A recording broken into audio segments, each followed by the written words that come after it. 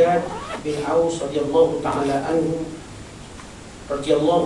anhuma daripada Rasulullah sallallahu alaihi wasallam. Baginda bersabda, "Inna Allaha kataba al-ihsana 'ala kulli syai'.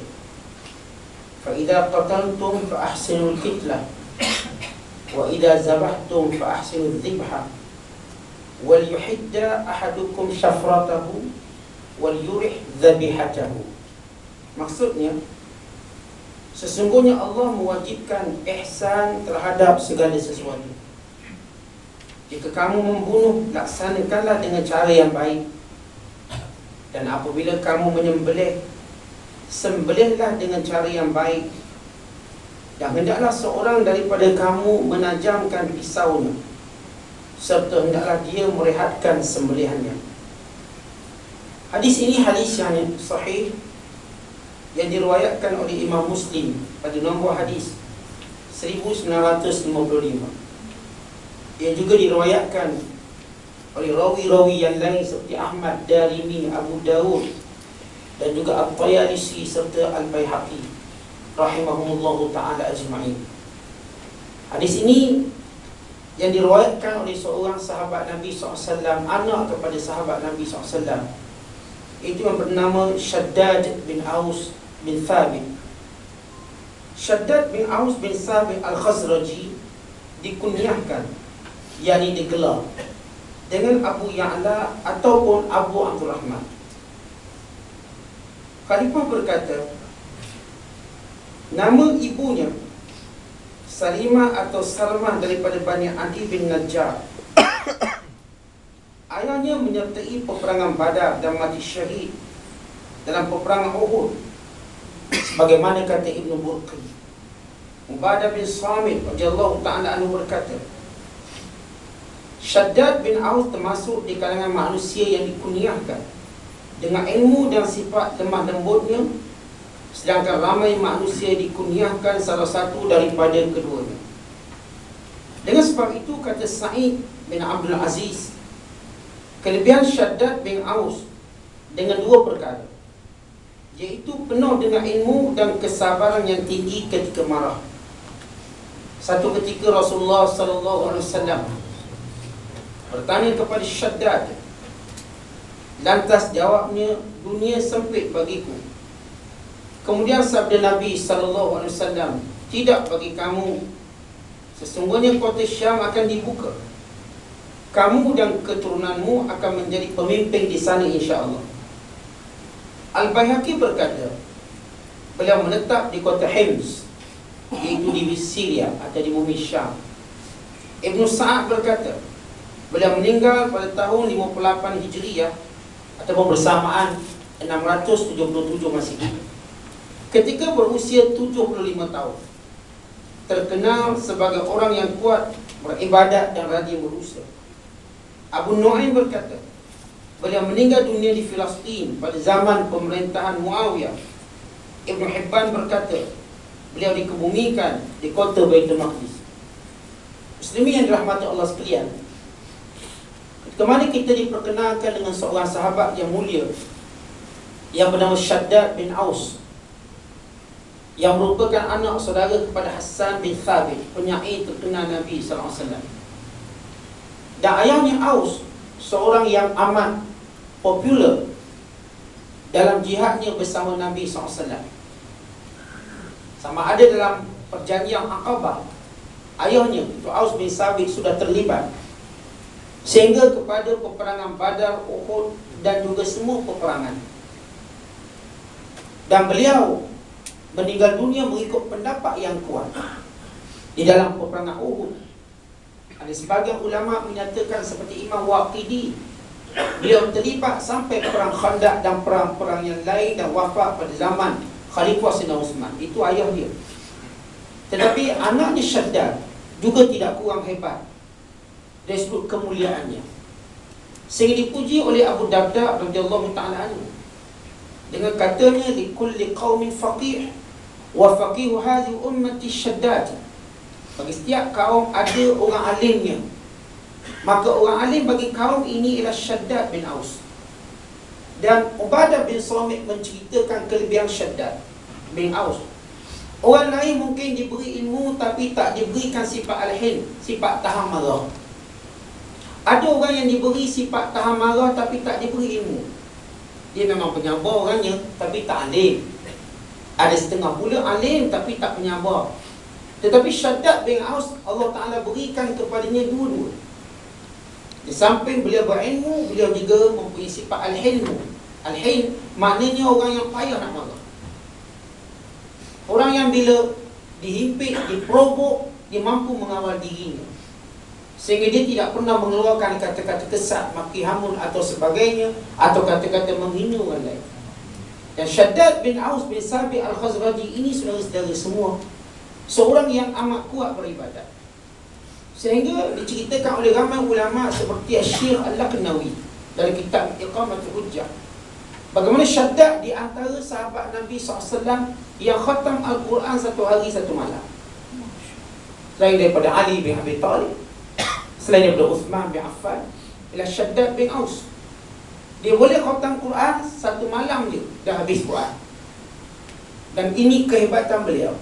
Dan beliau khatamkannya dalam solat. Dan itu beliau dianggap kuat beribadat.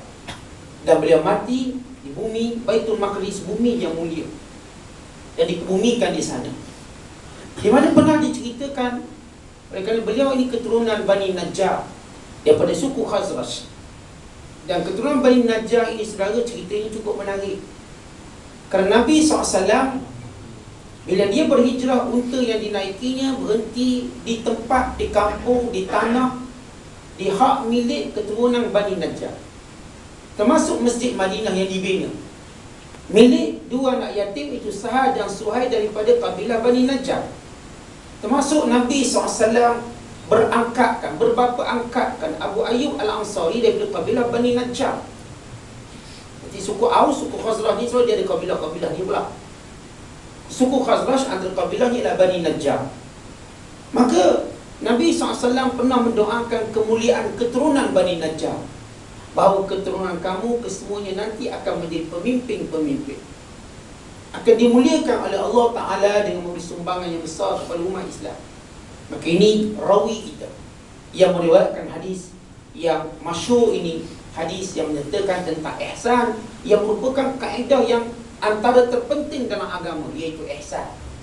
Selain daripada kaedah-kaedah yang lain, ia merupakan meletakkan satu asas yang penting yang membezakan Islam dengan agama-agama lain, ajaran-ajaran lain dan undang-undang lain, iaitu adanya sifat ihsan yang luar biasa hebatnya. Kita lihat pengajaran hadis. Kewajiban berihsan merupakan amalan yang disyariatkan, yang merupakan tuntutan kita melaksanakan segala yang fardu, meninggalkan yang haram, bermuamalah dengan makhluk dan berihsan dengan secara sempurna, menjaga segala adab-adab, dan apabila dilakukan nescaya diterima amalnya dan banyak pahalanya. Saudara-saudara semua, yang pertama, apa maksud ihsan? Ihsan berarti ikhlas dan melakukannya dengan itqan. Al-ikhlas wal itqan. Maksud ihsan, pertama, ikhlas dalam melakukan suatu perkara. Yang kedua, itqan, bersungguh-sungguh. Bukan kita cerita saya ikhlas ni tapi dia remus RM1 je. Itu tak sungguh. Saya ikhlas ni ibadat tapi solat sunatnya 2 rakaat. Saya ikhlas baca Quran tapi baca 4 ayat aja. Dia ada ikhlas tapi dia tak sungguh. Orang yang ihsan, saudara, dia bukan sekadar punya ikhlas, dia ada itqan, kesungguhan. Dia buat benar-benar menampakkan hasil keikhlasan. Ya, kalau dia misal kata pemurah, nah ni tanah saya wakafkan 10 ekar, 20 ekar, maka kita tahu dia bukan sekadar ikhlas, dia ihsan. Dia buat dengan sempurna. Kalau dibantu orang, saudara-saudara semua, bukan dibantu pimpin sampai tengah jalan kemudian lepas. Dia akan bantu sampai di hujung jalan. Dia akan bantu orang tu sampai orang tu boleh berdikari. Ini martabat ihsan. Artinya kalau seorang tu baca Quran, dia bersifat ihsan. Dia bukan sekadar ikhlas baca Quran, dia cuba menghabiskan Quran dalam tempoh yang singkat. Tempoh 3 hari saya mesti khatam Quran, dan saya akan ulang lagi 3 hari, seminggu atau sebagainya. Ini ihsan. Seorang berkata saya ikhlas untuk ilmu, tapi datang sebulan, cuti setahun, maka dia tidak berada dalam makam ihsan yang betul. Betul dia ikhlas, Ketika mana dia hadir majlis ilmu, betul dia ikhlas, kita tak nafikan, tapi dia tidak ihsan. Dia tak buat bersungguh-sungguh. Kalau dia menuntut ilmu dan dia berada pada makam ihsan, dia akan bersungguh-sungguh sehingga dia alim, sehingga dia pandai. Demikian juga saya katakan, kalau benar dia ikhlas tolong orang ni, bukan sekadar ditolong maka dia isyakan dirinya ikhlas. Benar, mungkin boleh diterima, tetapi dia belum ihsan sampai dia tolong orang ni sampai tahap dia katakan dah boleh berdikari, atau mungkin orang ni mati, atau mungkin dia mati. Dia tak akan membiarkan. Ini makam ihsan. Seorang yang berdakwah, bukan kita katakan oh malam pertama dia ikhlas, kemudian dia kata saya sudah ikhlas, tetapi dia meninggalkan malam-malam yang lain untuk berdakwah, maka dia belum sampai kepada peringkat makam ihsan. Makna katanya saudara, ihsan artinya kita kena ikhlas. Yang kedua, buat dengan sempurna. Ia meliputi, kata pengarang kita, sama ada perkara wajib. Baik, kalau kita sembahyang zuhur, zuhur kita ikhlas, betul lah saudara sembahyang zuhur ikhlas. Pukul berapa sembahyang zuhur? Pukul 3.30. Ikhlas. Sembahyang kat mana? Kat rumah. Saya ikhlas. Okey. Sembahyang pula, macam mana cara pakaian? Ya, pakai baju pagoda, kain plekat. Saya ikhlas. Kita tak nafikan, tapi dia tidak ihsan. Pegawai sembahyang berjemaah atas sembahyang fardu zuhur, ihsan. Pertama dia lakukan awal waktu, dia lakukan di masjid, dia berada di saf yang pertama, maka dia ihsan. Betul-betul dicari kesempurnaan. Betul buat benda wajib, masing-masing kita buat wajib dan masing-masing ikhlas. Tapi adakah sama nilai ikhlas kita? Adakah sama orang yang ikhlas sembahyang pada saf yang ke-8 dengan orang yang ikhlas berada di saf yang depan sekali, saf yang pertama? Adakah sama orang yang ikhlas yang sembahyang zuhur 3.30 dengan orang yang ikhlas yang sembahyang zuhur pada awal waktu ni? Pasti tak sama. Walaupun kita katakan dua-dua ikhlas, tapi maka ihsannya dapat pada orang pertama. Ini bila buat benda wajib, sama juga buat benda sunat. Benar kalau saudara solat tarawih 8 atau 20 ikhlas, tapi tengok cara sembahyang pula, tengok cara solat. Kalau kita lakukan dengan sempurna, kita datang awal ke masjid, kita solat tarawih, kita berusaha untuk solat dengan sempurna, mengamati setiap ayat, memahaminya dan mengambil roh ayat-ayat Al-Quran, maka ini makam ihsan, buat dengan sempurna. Sebagaimana kita pernah bahas hadis, innallaha yuhibbul abda idza amila amalan an yutqinahu. Allah suka seorang hamba kalau buat satu amalan dia bersungguh-sungguh. Dia bukan buat, kita katakan macam saya sebut, kalau dia pemurah sungguh-sungguh. Jangan menggunakan ikhlas untuk cover kedekut kita. Bagi RM5 saya ikhlas, yang penting ikhlas tu. Kawan ni bedek RM5 boleh buat apa RM5, taman pas pun tak lepas. Tak apa, saya ikhlas, minta orang lain pula. Ya, kita tak nafikan nilai ikhlas ni mungkin wujud, tapi ihsan tidak. Dia tak boleh membantu kan. Dia tak boleh menyelesaikan masalah kan. Ya, kalau orang tu misalnya, oh saya nak balik Melaka ni, duit saya tak ada, hilang dompet sebagainya. Berapa tiket Melaka? RM20 contoh. Boleh tolong? Oh, tak apa, saya akan tolong. Ambil RM1, saya ikhlas. Betul, orang ni tak akan nafikan ikhlas awak dengan Tuhan. Tapi sebab bagi dia, adakah orang ni tolong tu? Dia tidak anggap tolong tu. Saudara naik kereta panci tengah jalan, kereta saudara, dia pun berhenti. Niat dia nak tolong, bagus dia ikhlas, tapi tolong tengok. Dia temang kita bercakap apa tayar panci, dia tak ada tolong, dia cuma cakap. Tidak sempurna. Seorang misalnya motornya kehabisan minyak, dia pun berhenti. Tuan biar saya tolong beli minyak, bagi duit tu, duit saya beli. Betul, dia ikhlas, tapi bukan makam ihsan. Kalau benar dia tolong dengan makam ihsan, tak apa tuan, saya beli minyak, saya pergi, duit saya tak boleh sedekah, ambil isi minyak. Artinya ini makam ihsan tertinggi. Dia buat sesuatu dengan sempurna. Benar sudah kalau orang tu bertanya tolong beli minyak, tapi pakai duit kawan ni, okey, kawan ni pun berterima kasih banyak-banyak. Namun saudara, mana lebih hebat? Orang tak apa, saya pakai duit saya, tak apa, ni saya sedekah kat awak. Mana lebih hebat? Seorang yang mungkin ditumpangkan orang, nak pergi mana ni, saya nak pergi tempat, saya tak apa, saya boleh hantar dekat masjid je, lepas tu jalan kaki langsung.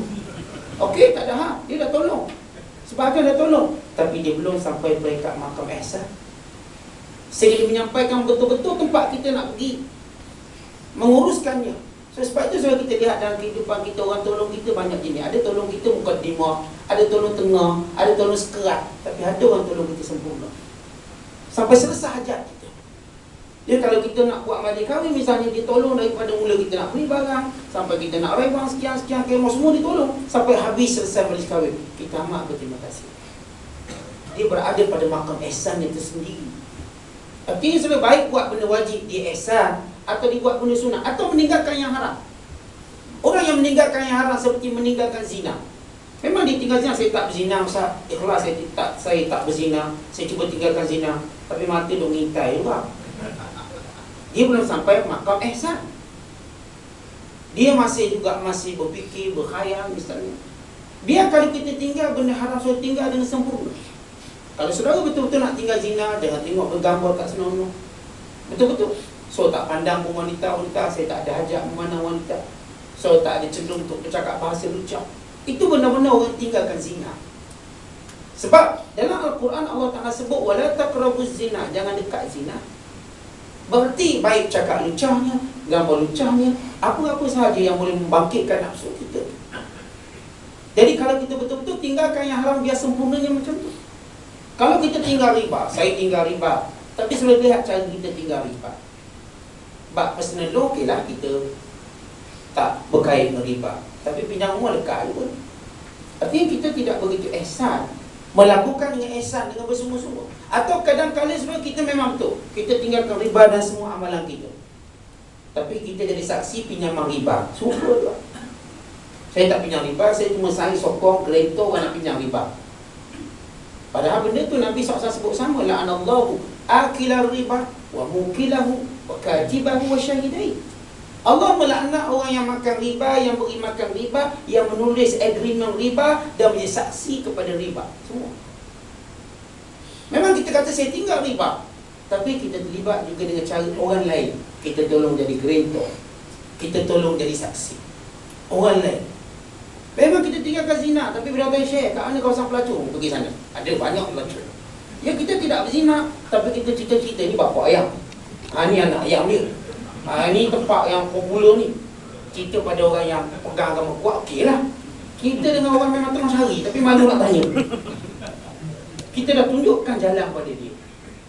Kita dah tunjuk, walau dia tak tahu selama ni. Kita tahu walaupun kita tak buat. Tapi kita mempromosikan tanpa kita sedar. Jadi kalau betul kita nak tinggal haram, tinggal betul-betul. Kalau betul kita nak tinggalkan hiburan-hiburan yang melalaikan, kita tinggal betul-betul. Jangan kita tinggal, kita tak tengok, tapi kita promosi dan ceramah kita tanpa disedari. Kita ceramah nyanyi lagu Hindustan, macam promosi dia. Orang pun nak dengar juga lagu tu habisnya macam mana. Sebab Ustaz dah bagi mukadimah 3 ayat. Habis lagu tu macam mana, kita pun cari mana lagu ni. Maknanya kita tidak tinggalkan semua. Oleh sebab itu, makam ihsan artinya baik saudara kita buat benda fardu, kita sempurnakan fardu daripada awal waktu, biar beruntuknya dekat rumah semuanya, ataupun meninggalkan yang haram, mukadimahnya, ataupun apa-apa perkataan yang mungkin memberi iklan kepada kemungkaran, jangan cakap. Ataupun melakukan perkara sunat, buatlah perkara sunat itu dengan sempurna. Buatlah perkara sunat, baik dalam sembahyang, baik dalam baca Quran, baik dalam bersedekah, baik dalam berwakaf, buat dengan sempurna. Wakaf juga wakaf sekaki persegi. Tak boleh buat apa sekaki persegi. Habis Ustaz dia tulis sekaki persegi RM10, kita bagi RM10 wakaf. So dia tidak sempurna. Biar kita buat, kira-kira boleh buatlah sebuah bangunan untuk bahagian kita. Kalau benar kita nak buat dengan ihsan, baru benar. Sebab itu kita lihat para sahabat, mana mereka main-main bila buat benda sunat. Mereka buat semua-semua. Mereka tak main-main benda sunat. Sementara benda wajib, mana mereka main-main benda wajib, mereka buat dengan betul-betul. Maka layaklah mereka mendapat makam ihsan yang tertinggi, yang mulia itu. Hadis ini merupakan salah satu daripada prinsip penting agama Islam. Ia mengandungi perintah supaya seluruh ajaran Islam dilaksanakan dengan penuh teliti. Kerana ihsan lahir ketika melakukan sesuatu perbuatan dan pelaksanaan yang selari dengan tuntutan syarak. Perbuatan pula mempunyai kaitan sama ada dengan kehidupan manusia dan polisinya terhadap keluarga, saudara mara serta orang lain, atau mempunyai kaitan dengan tempat rujukannya, iaitu iman yang merupakan amalan hati dan Islam yang merupakan amalan anggota. Barang siapa yang melakukan ihsan dalam kehidupan dan menjadi tempat rujukannya, maka dia mendapat keuntungan yang besar dan termasuk dalam golongan yang mendapat kebahagiaan di dunia dan di akhirat, insya-Allah. Sebab itu saudara, dalam hadis yang diriwayatkan oleh Imam Muslim, di mana Nawawi rahimahullah menyusun hadis ini dalam susunan yang kedua, iaitu tentang Islam, iman dan ihsan. Bagaimana malaikat Jibril alaihissalam datang bertemu Nabi SAW sambil bertanya, ya Rasulullah, mal Islam, ya Rasulullah, mal iman, ya Rasulullah, mal ihsan. Ini 3 soalan dasar penting. Kerana saudara, Islam dia berkait dengan amalan-amalan zahir kita. Sembahyang, puasa, zakat, haji, itu Islam. Kalau Islam ni kita nak hukum orang ke Islam, maka berdasarkan benda zahir ni. Kita nampak dia sembahyang, dia pergi haji, kita kata dia Islam. Kita tak boleh syak tak nampak. Bila kita nampak dia buat benda-benda rukun Islam, dia sebut asyhadu an la ilaha illallah, okey, dia Islam.